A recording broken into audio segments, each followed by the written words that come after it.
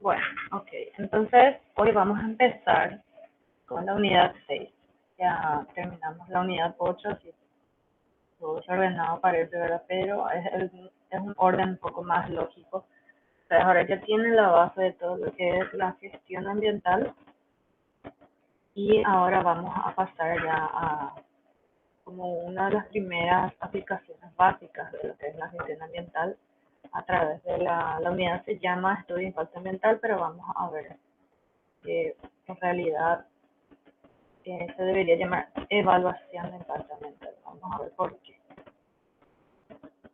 Bueno, entonces, la unidad 6 de evaluación de impacto ambiental. Hoy vamos a tener una introducción general. Va a ser un poquito muy teórico para ustedes, pero cuando vayamos a la práctica a aplicar estos conocimientos se van a dar cuenta de la importancia de todo esto. Primero, vamos a comenzar un poquito de dónde surgió este tema de evaluación de impacto ambiental. Y bueno, surge de que, bueno, a través del crecimiento poblacional se han incrementado, comienza ahí todo, al diversificarse y al aumentar todas las actividades económicas del hombre con la revolución industrial, etcétera, comenzó a incrementarse también los niveles de deterioro ambiental. Y como dice ahí, se fue mermando, de a poco se van mermando los recursos naturales. Y entonces, desde hace varios años, el tema central de discusión y de mayor atención con respecto a la actividad del ser humano y su relación con el ambiente, entonces la evaluación de impacto ambiental. Entonces, la evaluación de impacto ambiental en realidad es todo un proceso y, y requiere de bastantes pasos, bastantes procedimientos y actores también. A ver por qué. Un poquito de historia solamente para darnos cuenta de que, para que se den cuenta más, que en los años 60 nació en los Estados Unidos, que es Environmental Impact Assessment, EIA, de ahí surge este EIA, que en inglés es esto, ¿verdad? Y ahí fue donde se introdujeron las primeras normas de control de las intervenciones humanas con respecto al medio ambiente. Y ahí nacieron también los instrumentos y procedimientos para prever y evaluar las consecuencias. Prever es antes de que pasen los impactos y evaluar las consecuencias antes de que ocurran esos impactos. Y, como dice acá, con la intención de reducir, mitigar, corregir y compensar los impactos, como les dije recién. Y si se acuerdan de la clase anterior, la evaluación de impacto ambiental es una herramienta preventiva de la gestión ambiental. Entonces, eh, en teoría tendría que ser antes de que se realice una actividad. Bueno, un poquito más de historia solamente para ver cómo en el mundo, ya entre los 60 y los 70, ya se fue discutiendo toda esta metodología de la evaluación de impacto ambiental. Y, por ejemplo, acá se aprobó en el 78 el National Environmental Policy Act, que dispone la introducción de lo que es la evaluación de impacto ambiental como, como una norma ya prácticamente. En el 79 ya se volvió obligatoria la evaluación de impacto ambiental para todos los proyectos públicos o que estén financiados por fondos públicos. Esto sigue siendo en Estados Unidos, ¿verdad? En el 79. Ahí en Canadá también ya surgió en el 73 y todo siguiendo las líneas generales de esta normativa anterior. Y bueno, en el 76 en Francia también ya es ley este tema de la protección de la naturaleza. Introduce 3 niveles de evaluación: estudios ambientales, noticias de impactos y los estudios de impactos ambientales. Luego en el 85 ya es a nivel de Unión Europea, de la Comunidad Europea, bueno, su comunidad, ¿verdad? Y ya es entonces norma, o sea, una directiva para proyectos públicos y privados. Y en el 79 recién llegó al Brasil, o sea, recién en el 79 vemos que llegó a Sudamérica a nivel más, nuestro continente, ¿verdad? En el 79 más o menos. Comenzó con el tema de los grandes embalses del Brasil.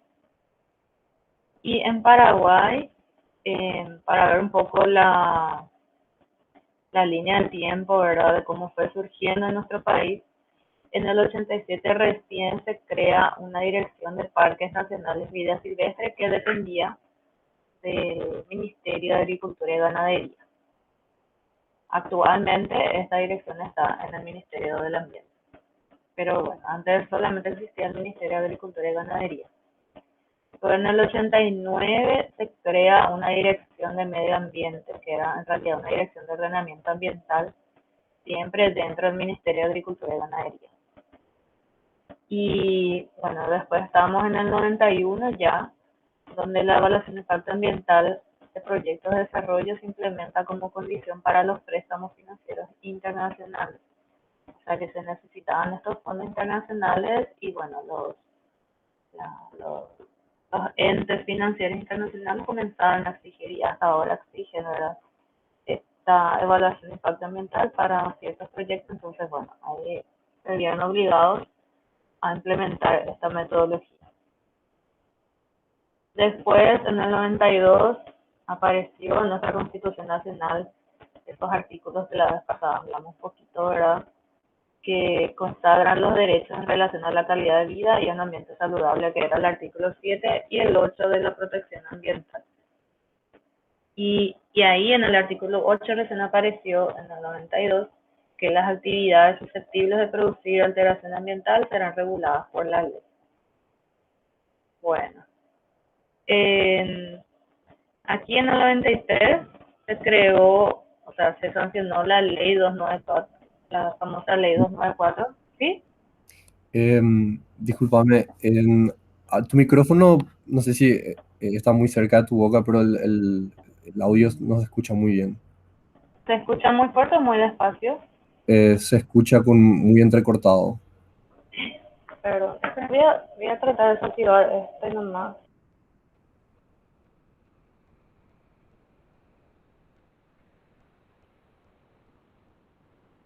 Ay, quiero sacar eso, se me desactivó el micrófono. Ahí me escucha mejor. Sí, profe. Mejor, Muy bueno, bien. seguro que Sí. está con un batería baja.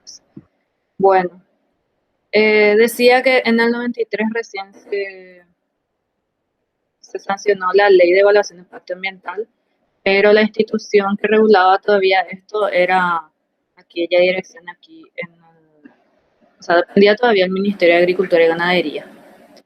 Eh, Luego recién en el año 2000, o sea, pasaron ahí 7 años, en el 2000 recién se creó la Secretaría del Ambiente y ahí pasó a ser la autoridad de aplicación de la Ley de Evaluación de Impacto Ambiental.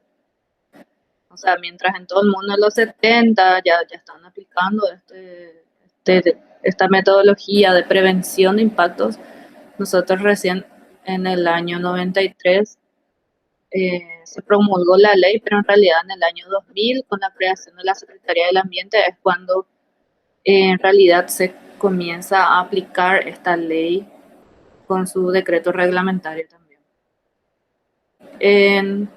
Aquí, solamente para que conozcan un poquito de qué trata, ¿verdad? La ley de evaluación de impacto ambiental, no vamos a leer todo, yo les voy a dejar esto, ¿verdad? Para que ustedes lean cuando cuando les sirva, ¿verdad? Y bueno, lo primero es que se declara obligatoria la evaluación de impacto ambiental. Y acá en el artículo primero es donde define lo que es el impacto ambiental. Que es impacto ambiental a los efectos legales, toda modificación del medio ambiente fue provocado por obras o actividades humanas y que tengan como consecuencia, fíjense aquí, ¿verdad? Positiva o negativa, directa o indirecta, afectar la vida en general, la biodiversidad, calidad, o sea, el ambiente en sí, ¿verdad? Entonces, aquí ya define lo que es el impacto ambiental y también nos definen los tipos de impacto ambiental. Los impactos ambientales pueden ser positivos, pueden ser negativos, pueden realizarse en forma directa o indirecta. Y bueno, el artículo segundo, en realidad creo que acá hay un error. El estudio de impacto ambiental es el estudio científico que permite justamente identificar, prever y estimar estos impactos ambientales de toda obra o actividad proyectada. Y aquí se incluye esto en ejecución, pero en realidad la evaluación de impacto ambiental debería ser para las actividades proyectadas que aún no se están ejecutando. Sin embargo, por el tema de que cuando se promulgó la ley ya habían grandes proyectos en ejecución, se agregó esta ejecución para que se puedan incluir, que se puedan adecuar, digamos, a esta ley. Por eso, por más que en teoría la evaluación de impacto ambiental es preventiva, en nuestro país se aplica muchísimo la adecuación a la ley, que al final es de carácter correctivo. El artículo tercero habla del contenido mínimo de una evaluación de impacto ambiental. Básicamente es de la descripción de la actividad en sí, de la actividad o naturaleza de la actividad proyectada y, o sea, la descripción del contexto general del proyecto, el alcance, ya sea geográfico, y la descripción de este alcance, o sea, de dónde va a ser emplazado ese proyecto. Después, ahí tenemos los análisis indispensables para determinar los posibles impactos y riesgos de las obras o actividades durante cada etapa de su ejecución. Aquí en los capítulos, digamos, los puntos anteriores, tenemos todas las etapas del proyecto y luego para cada etapa del proyecto tenemos que prever todos sus efectos y riesgos, impactos, ya sean positivos, negativos, directos, indirectos, permanentes o temporales, reversibles o irreversibles, todos los tipos de impactos que existen. Vamos a ver más adelante también cómo es cada uno. Luego, al identificar todo esto, tenemos que presentar un plan de gestión ambiental. Plan de gestión ambiental es, justamente como dice acá, todas las medidas protectoras, o sea, que son preventivas de esos impactos que nosotros vimos en la descripción de los impactos, correctoras, o sea, correctivas, o de mitigación. ¿Alguien sabe la diferencia entre corrección y mitigación?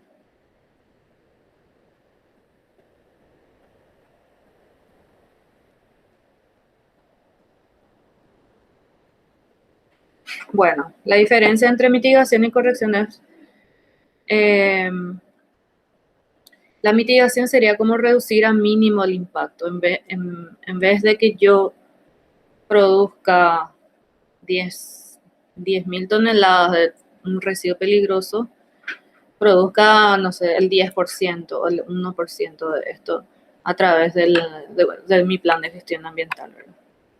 Y correctora ya es, por ejemplo, el tratamiento de esos residuos, que produzco tales residuos, pero hago que no sean demasiado peligrosos para el ambiente, por ejemplo. Bueno, el plan de gestión ambiental se trata de reducir, de corregir, de mitigar los impactos negativos, pero también, en caso de que yo tenga impactos positivos, se propone también cómo potenciar tales impactos positivos. ¿Alguien puede imaginarse un tipo de impacto positivo de cualquier empresa? Podría ser, por ejemplo, un compromiso social de una empresa de reforestar algo bueno, eso sería una medida de compensación, ¿verdad? Sí. Pero no sería impacto positivo. Si dentro del proyecto, bueno, como actividad, como parte de su proceso productivo, ellos tienen que reforestar algo, poner que la madera es su materia prima, tendría ese impacto positivo. Si no, ya es una medida de gestión del impacto de, por ejemplo, si yo deforesté y estoy reforestando, ya es una medida de gestión, o sea, ya sería como parte del plan de gestión ambiental. El impacto positivo clásico, y no tenemos que olvidarnos siempre de la parte social, que por ejemplo, la generación de empleos, eso es un impacto positivo clásico que siempre hay que tener en cuenta, porque a través de la generación de empleo se dinamiza la economía, entonces ahí tenés impacto positivo también sobre la dimensión socioeconómica del ambiente.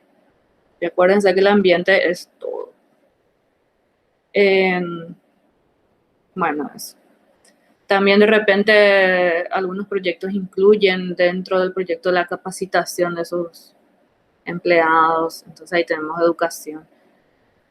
Y así es, mejorar la calidad de vida.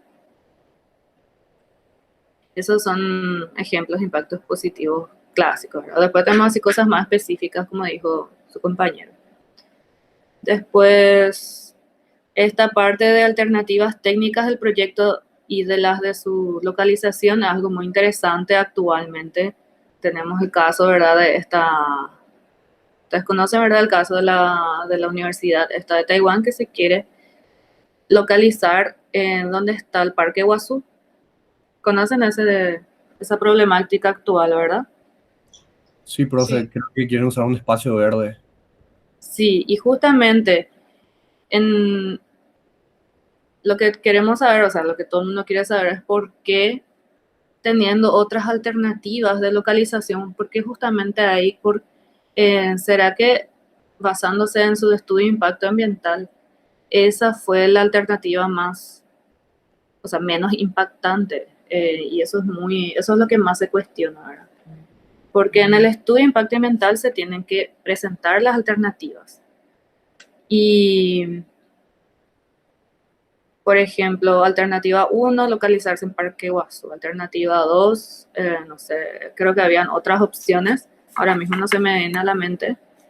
Pero se supone que, o sea, en el estudio de impacto ambiental se pone que esa alternativa escogida es la que tendría menor impactos ambientales. Y también como una estimación, como es ahí, las circunstancias que se darían si el mismo no se realizase. Por ejemplo, este tema de la universidad, ¿qué pasa si en vez de hacer ahí en el Parque Guazú una universidad, qué pasa si se queda como Parque Guazú, ¿verdad?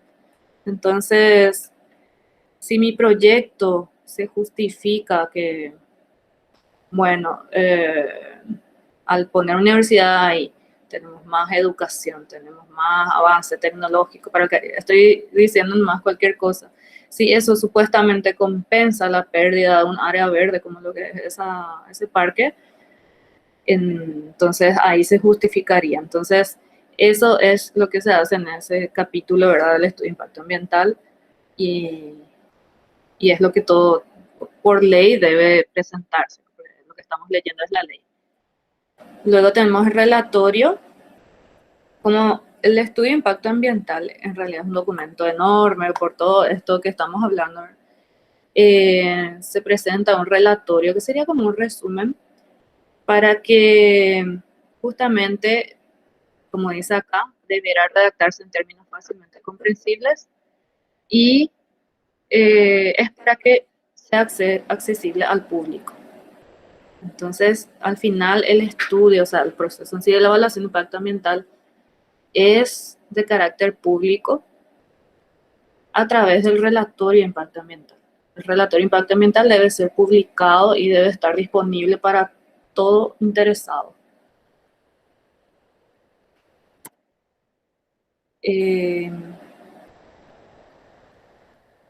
Bueno, el artículo 4 habla de que quienes hacen, ¿verdad?, la evaluación de impacto ambiental, que deben estar especializados, autorizados, inscritos, que son los consultores ambientales, como quien les habla. Y después el artículo 5, a ver qué dice. Declaración de impacto ambiental será presentada por la autoridad administrativa y la declaración de impacto ambiental sería como la conclusión que da la autoridad de aplicación de que sí, bueno, la declaración de impacto ambiental sería la licencia ambiental que dice, bueno, esta actividad se puede realizar y conforme, si es que se cumple, ¿verdad?, el plan de gestión ambiental presentado. Y bueno, actualmente se exige ya dentro de la declaración de impacto ambiental lo que son las auditorías ambientales. Antes, les estoy hablando del año antes del 2015 o 16, las licencias ambientales vencían, o sea, tenían una duración de, dependiendo del proyecto, por ejemplo, 5 años. Entonces, llegado al 5.º año, esa licencia ambiental o la declaración de impacto ambiental vencía y tenían que volver a pasar durante todo este proceso, o sea, por todo este proceso. Y actualmente, o sea, a partir del 2015 o 16, no estoy recordando muy bien, entonces se exigen las auditorías ambientales que hacen justamente, actualmente la declaración de impacto ambiental ya es de por vida, o sea, durante todo lo que dure el proyecto o la obra, la actividad, con la condición de que se presenten auditorías ambientales cada año o cada 2 años, o cada 5 también, hay algunos proyectos. Entonces, ahora actualmente la licencia ambiental ya no vence, pero en caso de que el responsable del proyecto no presente sus informes de auditoría ambiental según lo establecido en su licencia, se le puede revocar también esa licencia. A ver, bueno, esta es la autoridad administrativa. Y en el artículo 7 de la ley, habla de todos los proyectos de obras, actividades públicas o privadas que tienen que ser sí o sí sometidas a la evaluación de impacto ambiental, pero esto ya es viejo, esto ya está, ya se modificó por estos decretos en el año 2013. Y luego, bueno, les voy a dejar si quieren estos decretos en la plataforma para que vayan leyendo, porque ya está mucho más especificado, dependiendo inclusive para obras agropecuarias, por ejemplo, o industriales, dependiendo de la magnitud del proyecto, si es que requiere o no evaluación de impacto ambiental. El artículo 8 habla de lo que es la participación pública. Es decir, que durante el proceso, o sea, uno presenta su estudio de impacto ambiental al Ministerio del Ambiente, por ejemplo, y hay un tiempo donde se publica ese relatorio y la gente puede ir a pedir más información, puede ir a dar su opinión sobre ese proyecto, y eso se llama participación pública. También se publican por medio de diarios y radios que, o sea, en lo que salen los anuncios, seguramente ustedes cuando hojeaban un diario podían ver a veces que se pone, ¿verdad?, que la evaluación de impacto ambiental, el relatorio está disponible de tal fecha a tal fecha en el ministerio, o sea, en la SEAM cuando es. Ahora se hace todo a través del MADES. Y en caso de que se requiera, se llama audiencia pública. Cuando hay mucha controversia sobre un proyecto, por ejemplo, de esto que pasó de la universidad, que se quiere implantar en el Parque Guazú, se hizo una audiencia pública. Y entonces ahí se van todos los interesados a tipo reclamar o a preguntar sobre detalles del proyecto, todos los que puedan, interesados en el sentido de que están en el área de influencia y que tienen, ¿cómo se llama?, objeciones al proyecto. Y luego de esa audiencia pública, luego de esa participación pública, es donde recién la autoridad competente saca la licencia ambiental. Sencillas palabras.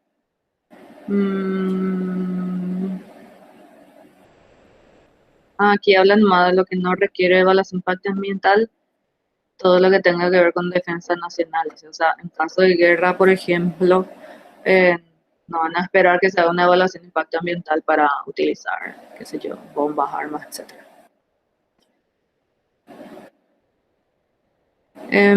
Luego,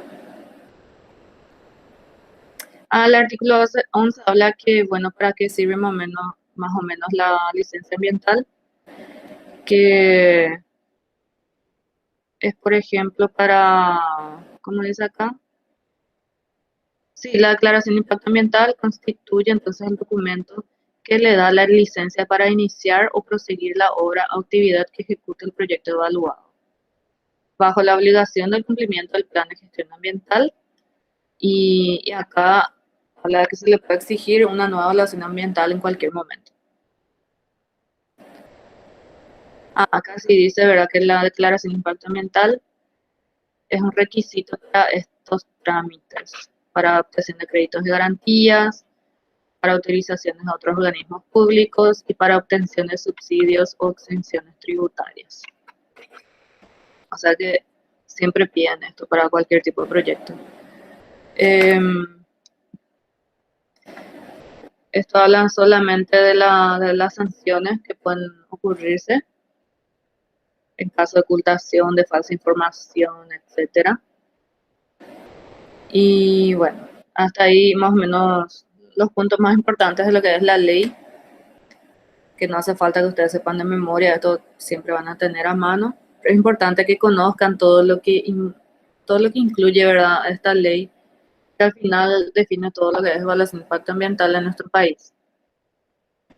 ¿Y quiénes están involucrados en el proceso? Como ya hablamos, ¿verdad?, el proponente del emprendimiento proyecto es el que se encarga de la elaboración del estudio de impacto ambiental. Es el proponente en realidad responsable que, al no tener los conocimientos técnicos requeridos, entonces el que contrata al consultor, por ejemplo. Después, la conducción y control de lo que está incluido en el estudio es la autoridad de aplicación. Para proyectos muy complejos se forman equipos multidisciplinarios de todas las áreas. Ahí ustedes alguna vez sí van a entrar seguramente en un equipo multidisciplinario. Y la participación pública, que es muy importante a través de, como les expliqué hace rato, de la audiencia pública, de estar siempre atentos a poner las objeciones o a dar sus opiniones, ¿verdad?, sobre un proyecto. Aquí algunos pasos que componen todo el proceso de evaluación de impacto ambiental. Screening se refiere a como un primer paneo, como dice acá. Es como recabar las primeras informaciones. La evaluación ambiental preliminar, esto se realiza para proyectos de bajo o dudoso impacto. O sea, cuando un proyecto, no sé, nos parece que no hace falta hacer un estudio de impacto ambiental muy profundo, se hace esto, no preliminar. Scoping es análisis del alcance, o sea, hacer ese análisis, ¿verdad?, de un alcance directo, del alcance indirecto, ya sea a nivel de proceso, a nivel de geográfico o a nivel más institucional. Luego el estudio de impacto ambiental en sí, que tiene como resultado la producción del documento técnico, que es ¿verdad?, el informe del estudio de impacto ambiental. Y luego, al presentar eso a la autoridad de aplicación, entonces termina el proceso con un acto administrativo de aprobación, o en todo caso solicitud de modificación, o en última instancia el rechazo, ¿verdad?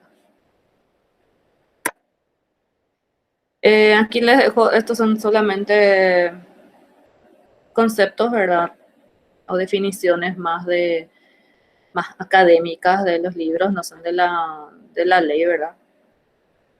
Y entonces la evaluación de impacto ambiental es un instrumento de política ambiental que habíamos visto en aquella clase de política ambiental. Y entonces, acá está la palabra clave, ¿verdad? Un conjunto de procedimientos. Y el estudio de impacto ambiental ya es el documento técnico, esa es la diferencia. Aquí tenemos la definición de impacto ambiental, que usted ya se imagina, ¿verdad? Que es la alteración de las propiedades, ya sea física, química, biológicas del medio ambiente, causadas por cualquier forma de materia o energía, resultante de las actividades humanas, y que afectan directa o indirectamente a la salud, actividades socioeconómicas, ecosistemas, inclusive condiciones estéticas y sanitarias del medio ambiente y en general la calidad de los recursos naturales. Y para que vean más que aquí en primer lugar está la salud humana, la seguridad y el bienestar de la población.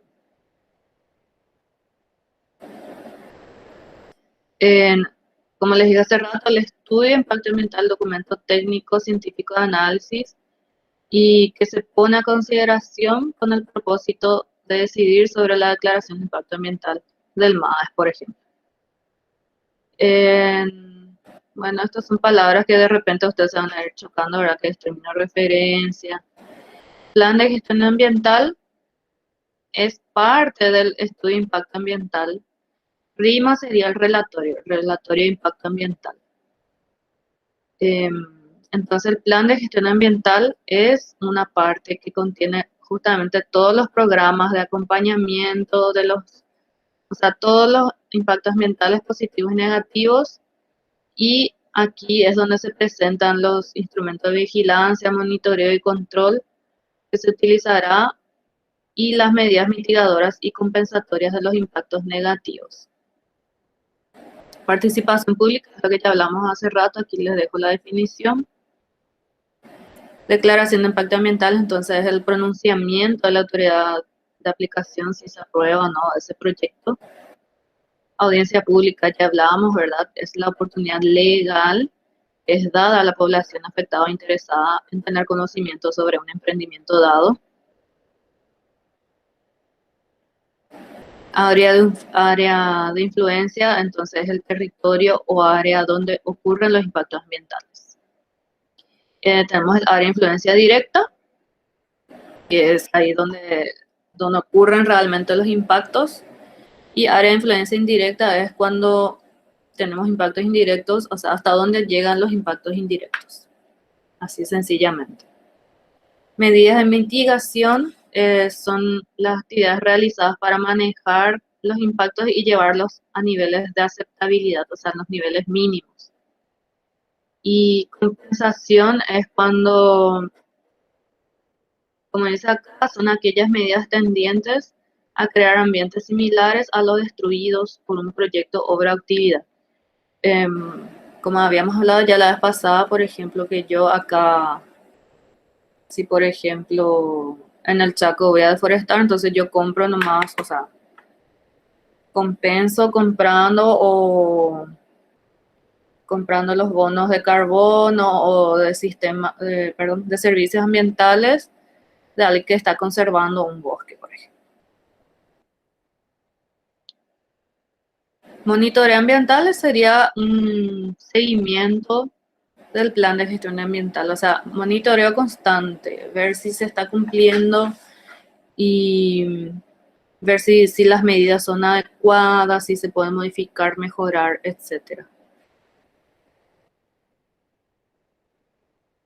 Bueno, solamente como dentro de la evaluación de impacto ambiental, nosotros tenemos que definir qué impactos podrían ocurrir y cómo, en dónde exactamente, qué parte del ambiente. Entonces, generalmente nosotros dividimos en dimensiones ambientales. Primero describimos el ambiente donde se va a emplazar el proyecto, dividiéndolo en sus dimensiones o componentes del ambiente. Entonces, siempre dividimos, ¿verdad?, físico-químico, biológico y humano. Estos serían los componentes del ambiente. Físico-químico sería todo el clima, agua, suelo, ruidos, etcétera. El biológico, la flora, la fauna, los ecosistemas. Y el componente humano, la población, todos los aspectos socioeconómicos, cultura, valores históricos, etcétera.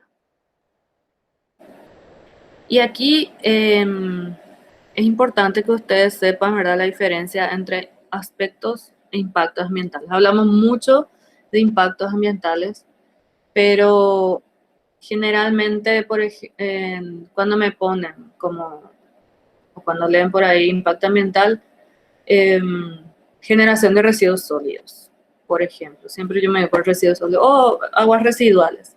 En realidad, eso sería un aspecto ambiental, porque sería como la causa, como dice acá, causa es el aspecto y el efecto es el impacto. Entonces, un posible efecto de que yo genere residuos sólidos y no lo maneje sin un manejo adecuado, el efecto sería que se va a contaminar o que se va a modificar las propiedades del suelo o del agua, la degradación de estos recursos. Ese sería el efecto. Ok, entonces eso hay que saber distinguir de lo que es aspecto de impacto. Y bueno, acá les dejo, ¿verdad?, la definición ya de lo que es impacto ambiental. Entonces ya es la alteración significativa de los sistemas naturales y provocada por las acciones humanas. Y estas acciones humanas serían los aspectos ambientales.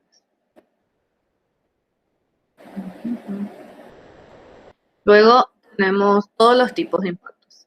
Positivo, se entiende, ¿verdad?, que benefician al ambiente. Aquí tenemos la recuperación de áreas degradadas. Si un proyecto es exclusivo para recuperación de áreas degradadas, tiene impacto positivo. Negativo son los impactos que causan daño o deterioro al ambiente, es lógico, ¿verdad? Los directos, indirectos, generalmente, como dice acá, a menudo se encuentran asociados a las fases de construcción, operación o manutención de una instalación o actividad.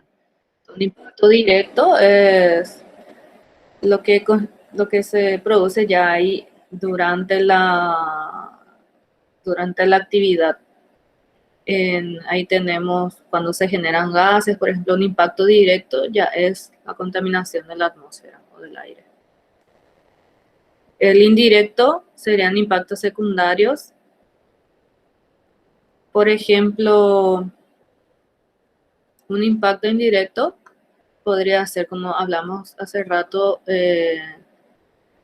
si por ejemplo desechamos, contaminamos el agua o contaminamos el suelo, un impacto indirecto podría ser la contaminación del agua en el área ya de influencia indirecta, por ejemplo, aguas abajo, a otra comunidad que esté aguas abajo de mi industria, por ejemplo.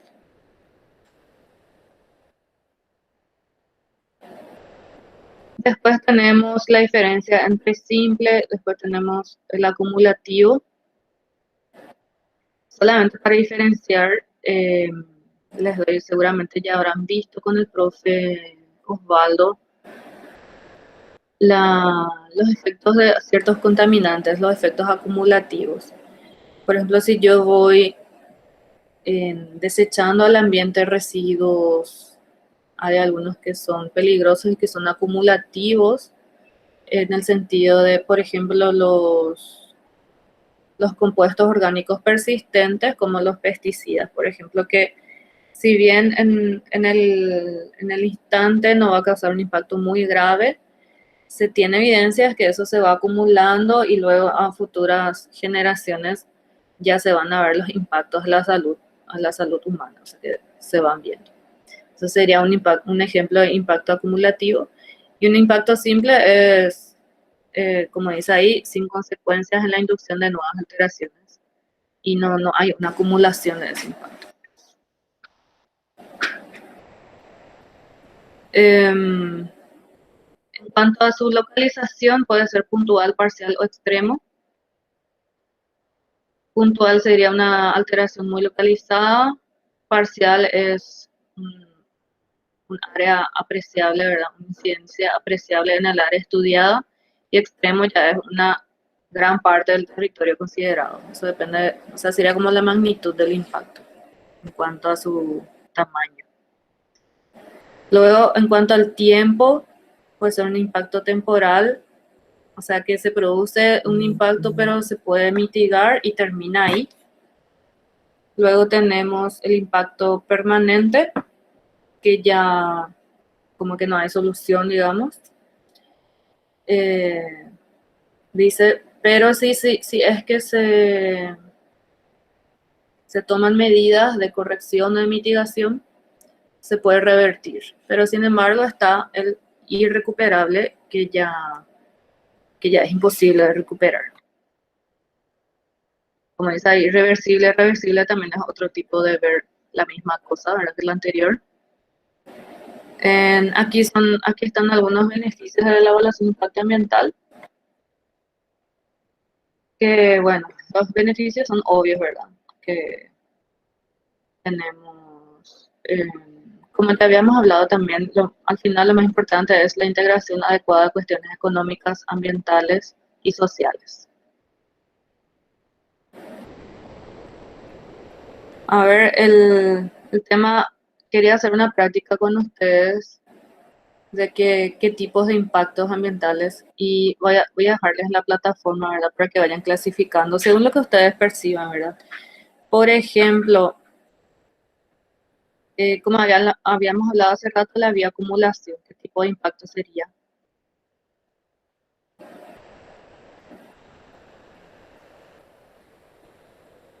¿Saben lo que es bioacumulación?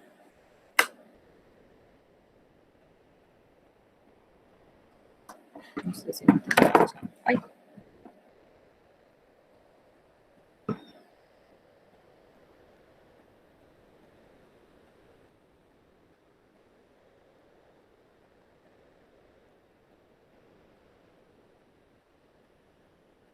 Bueno, en esto vamos a dejar entonces para la plataforma, y yo lo que quería mostrarles también hoy ya es la guía del primer trabajo práctico, que si mal no recuerdo, cuando teníamos.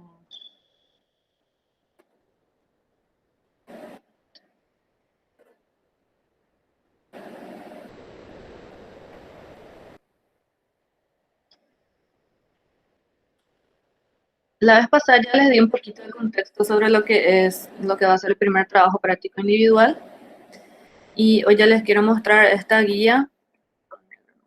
No se ve bien.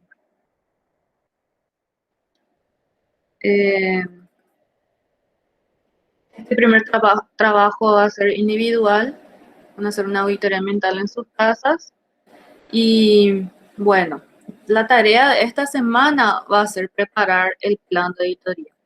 La auditoría ambiental, ya habíamos hablado un poquito, ya les di el contexto de la clase pasada sobre los procesos en sí. Está la preauditoría, que es preparar el plan, hacer la auditoría en sí, y luego la posauditoría, que es realizar el informe de auditoría ambiental.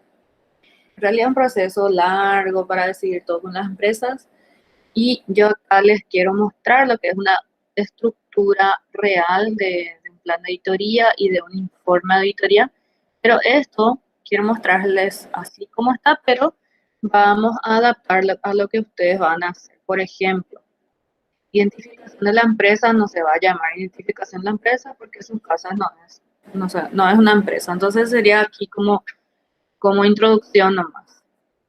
Entonces, para que conozcan nomás, estos son los puntos. Nombre de la empresa, se identifica el cliente, habla de los antecedentes de la empresa, por ejemplo, por qué se está realizando esta auditoría ambiental, qué antecedentes hay de accidentes o de derrames o no sé, de denuncias con respecto al tema ambiental, o de que la empresa necesita una certificación, etcétera. Se describe un poco el contexto de la empresa y por qué se realiza esta auditoría. Luego tenemos el flujograma. El proceso productivo generalmente se se coloca, imagínense una industria de automotriz, todo el flujograma del proceso productivo, para justamente dentro del flujograma comenzar a identificar los aspectos e impactos ambientales. Luego, las características de la auditoría ambiental. Objetivos, bueno, el objetivo de esto es hacer una auditoría ambiental. Tipo de auditoría, acá hay tipos, porque bueno, después vamos a ver, como ya habíamos hablado la vez pasada, se refiere a si va a ser una auditoría, por ejemplo, de seguridad e higiene, o una auditoría de residuos sólidos, o sea, de manejo de residuos sólidos, o de manejo de efluentes, o de manejo de sustancias peligrosas. Esos son los tipos de auditoría. Ustedes van a elegir uno, entonces vamos a dejar más. Pueden elegir entre seguridad e higiene, entre manejo de residuos y así. Entonces ustedes van a decidir. Luego, a partir de eso, por ejemplo, si eligieron manejo o gestión de residuos, por ejemplo, entonces, ¿qué criterios van a utilizar? Saber si su gestión de residuos está bien o está mal. Entonces, ahí van a buscar normas, leyes, etcétera. El periodo de la auditoría se refiere al trabajo de campo en sí, que claro, bien, o sea, sería como el cronograma en este caso. Cronograma de trabajo. Y la duración es desde que se decida hacer la auditoría hasta la presentación del informe final. Bueno, en este caso no hace falta porque tenemos un tiempo limitado. Equipo auditor tampoco falta porque ustedes van a ser sus propios auditores. Y la lista de verificación. Les quiero mostrar un ejemplo para que vean lo que es la lista de verificación. Checklist. Este es un ejemplo nomás que yo también les puedo pasar sin problema, pero es para que conozcan, para que vean cómo se arma. Esto cada auditor, o sea, cada equipo auditor adapta, o sea, crea de cero. De cero se arma esto. Y como ven aquí, está ahora una auditoría de seguridad e higiene. Y entonces, a partir de las normas, por ejemplo, en este caso, el criterio, o sea, la norma fue el decreto de seguridad e higiene laboral, que es el 14.390. Y el artículo 17 exige que la construcción aquí sea segura, firme, sin riesgo de desplome. Entonces, eso transforma a una pregunta. Entonces, yo pregunto, ¿cuenta con una construcción segura y firme sin riesgo de desplome? Es así, entonces así se arma el checklist, ¿de acuerdo? Esta columna no es obligatorio poner, pero como ven aquí pusimos luego el artículo, o sea, la norma, el artículo y el inciso luego. Pero es importante a veces tener esta columna en el checklist. Yo les hablo de los trabajos en la vida real, ¿verdad? Porque de repente el auditado, o sea, cuando vos te vas a ir a hacer el trabajo de campo y le preguntas, qué sé yo, por ejemplo, tu licencia ambiental está vigente, por ejemplo, y te puede mirar, te puede decir por qué, ¿quién me obliga a responderte eso? Entonces ahí le mostré, bueno, mira, la ley tal, en su artículo tal, dice que tenés que tener tu licencia ambiental vigente o de acuerdo a lo que dice tu licencia y entonces tenés ahí a mano, ¿verdad? El criterio para que pueda acceder a darte la información. Y bueno, pero esto ustedes van a hacer en su casa. No.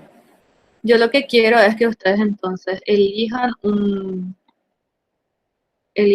tipo de auditoría Y de acuerdo a eso, hagan su checklist. Y, por ejemplo, residuos sólidos, tenemos la ley de residuos sólidos, que es la 3956. Y, por ejemplo, se adopta medidas de minimización de residuos sólidos en sus casas. ¿Será que tienen medidas de minimización? Y entonces, ¿qué se hace? Se chequea conformidad y no conformidad. Conformidad si la respuesta sí y no conformidad si la respuesta no. Lógico, ¿verdad? Y así. Eso sería la primera parte, la preparación del plan de auditoría. Y luego ya cuando se completa el checklist ya sería la auditoría en sí, o sea, el trabajo de campo. Lo que quisiera como tarea de la semana, o sea, como la actividad de la cátedra de la semana que quiero que entreguen y que después va a valer como los puntos del primer parcial, es que hagan este plan de auditoría. Vamos a seguir modificando de acuerdo a lo que pueden hacerlo en sus casos. Por ejemplo, esta identificación de la empresa no importa, o sea, van a poner más nombre del estudiante, por ejemplo. Como les dije, esto no hace falta. Si por ahí pueden tener algún tipo de croquis o algo así de sus casas, o sea, por lo menos algo así muy a mano que ustedes hagan, tipo para saber, no sé, que tengo que auditar, ¿no? Mi patio, mi pieza, la cocina, el garage, el depósito, donde tenemos sustancias químicas y eso. Entonces, este flujograma puedo dejarle ahí. Flujograma o croquis. Y no va a ser un proceso productivo, sino que son sus hogares. ¿Alguna pregunta hasta ahí? Pueden interrumpirme nomás, a veces no sé si se perdió la conexión o no. No, profe, todo bien. Entonces solamente la parte del plan de auditoría tenemos que hacer. Sí, eso es lo que van a hacer esta semana. Quiero que preparen. Y luego, o sea, van a tener la identificación, las características de la auditoría ambiental, o sea, ustedes van a elegir el tipo de auditoría, el objetivo, ¿verdad? Los criterios que encontraron sobre el tipo. ¿Cuándo van a hacer en sí el trabajo de campo? ¿Cuándo van a aplicar? ¿Cuándo van a completar el checklist? Sencilla.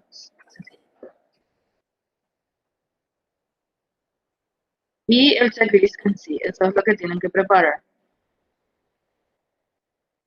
Hasta ahí. Entonces, esto es lo que sería la tarea de la semana.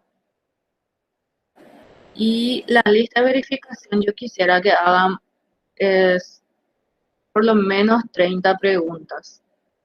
Si es el residuo, por ejemplo, es demasiado fácil llegar a 30 preguntas. De seguridad y higiene también es demasiado, parece mucho, ¿verdad? Pero una auditoría real, en serio, tiene como 500 preguntas para completar, porque de cada artículo uno puede sacar, no sé, 5 o 6 preguntas. Cuando, no sé, por ejemplo, el tema de extintores, dice que tiene que tener a tal altura, tiene que tener de cierto tipo, que no esté vencido, que sea el tamaño correcto, que sea un distanciamiento correcto. O sea, de un artículo sobre un extintor, por ejemplo, tenés muchas cosas para verificar. Bueno, ¿alguna pregunta más? Entonces, voy a poner ahí por lo menos 30 preguntas. Bueno, y luego la siguiente etapa va a ser aplicar esto, o sea, chequear y armar el informe de auditoría que también vamos a adaptar. Yo quería mostrarles nomás aquí la estructura de un informe real, que es bastante larguito, ¿verdad? Que hay que describir bien todo lo que es la empresa por una parte, después describir bien todo el proceso todas las características de la auditoría ambiental en sí, o sea, toda la metodología que fue llevada a cabo. Luego los resultados de la auditoría, que sería como un listado de lo que se chequeó como conformidad o no conformidad. Hay que establecer también las limitaciones durante el proceso de adquisición de los datos. Y el resultado más importante es el plan de acción. Entonces, el plan de acción se realiza para, como ven aquí, para las no conformidades. Y lo que se hace es, supongan que número 1 salió conformidad, entonces no importa. Número 2 me salió no conformidad, entonces mi plan de acción tiene acá bueno, en este caso 12, y la no conformidad, entonces es que la empresa no cuenta con recipientes, por ejemplo, que la pregunta era si la empresa cuenta con recipientes para cada tipo de residuos sólidos. Tiene la medida correctiva, el costo, el responsable y el plazo. Luego están las conclusiones y recomendaciones, referencias si es que se utilizó, referencias bibliográficas, y los anexos, que al final, los más importantes al final del informe, que es el checklist, y las evidencias. Esto es muy importante, que son las fotos de las conformidades y no conformidades. Fotos o resultados de análisis, o de otros tipos de mediciones, ya sea ruido o lo que sea. Y bueno, esto sería así como el informe de la vida real, como les digo siempre. Pero también no se preocupen que vamos a adaptar a lo que ustedes van a hacer de verdad. Va a ser mucho más sencillo. Y va a tener, esta es la parte más importante, el plan de acción. ¿Alguna pregunta? Esto ya va a ser después para más adelante, para las siguientes semanas. No se preocupen. Le podemos preguntar cosas durante la semana si tenemos dificultades. Sin problema, sí. Ustedes saben que esta clase sincrónica nosotros hacemos que sea así 1 hora nomás, porque si no ya es muy pesado estar dando clases así muy, muy de seguido. Pero en forma asincrónica, o sea, durante la semana, sin problema, en el grupo pueden escribirme cualquier pregunta que tengan. Si son muy específicos, pueden escribirme igual al WhatsApp, así en privado, digamos. Pero les animo a que pregunten en el grupo, porque a veces la pregunta de uno sirve a los demás. Cuando son así preguntas más en generales, o igual más si se animan que sea algo específico, pongan en el grupo porque les puede servir a los demás la respuesta que vamos a darles. ¿Está bien? Yo les voy a dejar en la plataforma, ¿verdad?, todos los documentos que van a necesitar para hacer esto. Les voy a dar inclusive los ejemplos, como ya les preparé, ¿verdad?, acá el ejemplo del checklist. Pero lo importante es que ustedes practiquen o tener una pequeña práctica, ¿verdad?, de lo que es este proceso.